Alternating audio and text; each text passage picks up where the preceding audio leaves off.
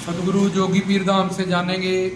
कि तीन तरह से पीर साहब को जब मुर्शिद सरकार को सवाली जन माथा टेकते हैं, जब सलाम सजदा करते हैं। एक तो जो देखते हैं कि यहाँ बहुत सारे लोग, कोई वली आए हैं, कोई महापुरुष आए हैं, कोई महात्मा आए हैं, कोई संत आए हैं, तो हम भी चलते हैं वहाँ पे। वो आते हैं और कि बहुत सारी दुनिया यहाँ पे जा रही है, माथा टेक रही है, कुछ तो प्राप्त होता होगा, कुछ तो मिलता होगा। उनको श्रद्धा, निस्बत, ये सब चीज़ें अभी उनमें पैदा नहीं हुई होती, लेकिन फिर भी कि यार ये लाखों में से हज़ारों, कुछ 100 लोग माथा टेक रहे हैं इनके चरणों में, कुछ तो इनको मिलता होगा, तो मैं भी चलता हूँ। वो उनको देखते हुए माथा टेकते हैं, सिर रखते हैं मुर्शिद के चरणों में, या किसी वली या किसी संत महात्मा महापुरुष के चरणों में। दूसरे लोग जो जाते हैं वो शारीरिक सलाम करते हैं। उनका जो मन है या जो नफ्स है वो घर परिवार संसार में भागा हुआ है, लेकिन जब वो खानका, बारगाह में, दरगाह में या किसी भी धर्म स्थान पे जाते हैं तो शारीरिक ज़रूर वो झुक जाते हैं, लेकिन मन उनका इधर उधर ही घूमा रहता है। और तीसरे लोग, पहले लोग वो हैं जो सिर्फ देखने के हैं कि इतनी दुनिया जा रही है, ये माथा टेक रहे हैं, मैं भी टेक लेता हूँ। ये कोई संत महात्मा, कोई वली रहते हैं, अगर दुनिया इनके चरणों में झुक रही है, सलाम कर रही है, तो कुछ तो यहाँ से मिलता होगा, तो सिर्फ वो देखने के लिए जाते हैं। और सिर्फ अब इतने लोग ऐसा कर रहे हैं तो मैं भी ऐसा करके देखता हूँ। दूसरा, अपने शरीर से वहाँ झुकता है, सिर को वहाँ झुकाता है, लेकिन अभी उसकी मन, रूह, आत्मा वाली बात, निस्बत, अकीदत वाली बात वहाँ नहीं बनी होती, क्योंकि उन्होंने जाना, समझा, सुना, ये नहीं होता उस वली को, उस महापुरुष को, उस संत महात्मा को। और तीसरा, वो वहाँ बैठता है, चौकी भरता है, उनका बयान, उनका जिक्र, उनका प्रवचन, उनका सत्संग, ये सब सुनता है, तो उसको पता चलने लगता है कि पीरी मुरीदी में इश्क की क्या है, कामिल मुर्शद के बताए हुए रास्ते, तरीक़त, मार्फत, हकीकत, इस पे चल के ही हमें मंजिल मिल सकती है। जैसे जो जहाँ तक पहुँचा है उसको रास्ता पता होता है, और वो हमारे में से ही कोई काबिल मुर्शद का दामन पकड़ के उसने ये रूहानी सफ़र को तय किया होता है, इसलिए वो बड़ी आसानी से हमें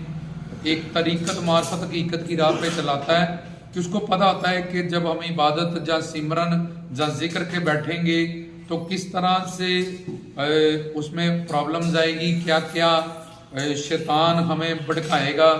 या उसमें क्या क्या प्रॉब्लम्स हमें होने वाली हैं, क्या क्या दिक्कतें हमें आने वाली हैं। तो बड़ी आसानी से, क्योंकि वो इस सब चीज़ों से निकल चुका है, और पहले ही जहाँ अल्लाह का वली है, जहाँ वलियों के पास जाके वो भी पीरी मुरीदी सुफियाना घराने से, किसी कादरी, चिश्ती, औलिया, किसी घराने से जुड़ के वो भी वली बन गया है, तो इसलिए वो बहुत आसानी से हमें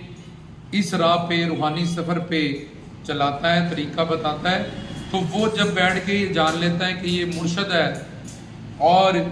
इनके तरीके पे चल के ही अल्लाह ताला मेरे को मिलेंगे, क्योंकि इन्होंने अल्लाह ताला को अपनी बंदगी से राज़ी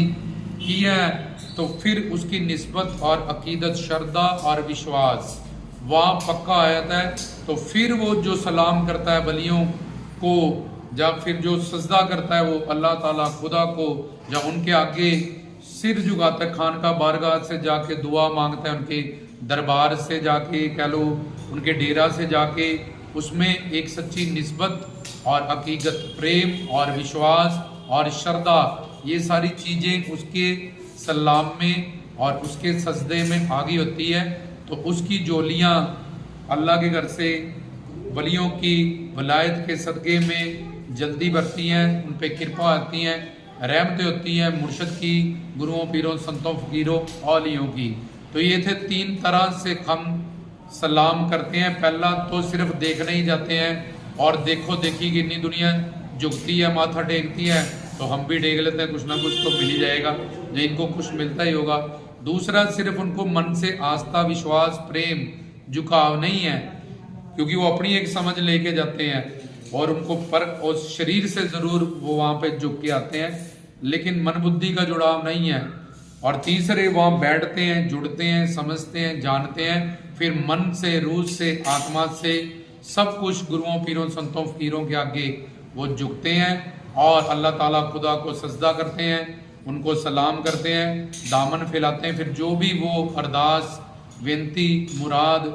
लेके आते हैं उनको वैसे ही खैराते और वैसी ही उनको तौफीक और कृपा वहाँ से प्राप्त होती है। रामदास की तरफ से जय बाबा जी।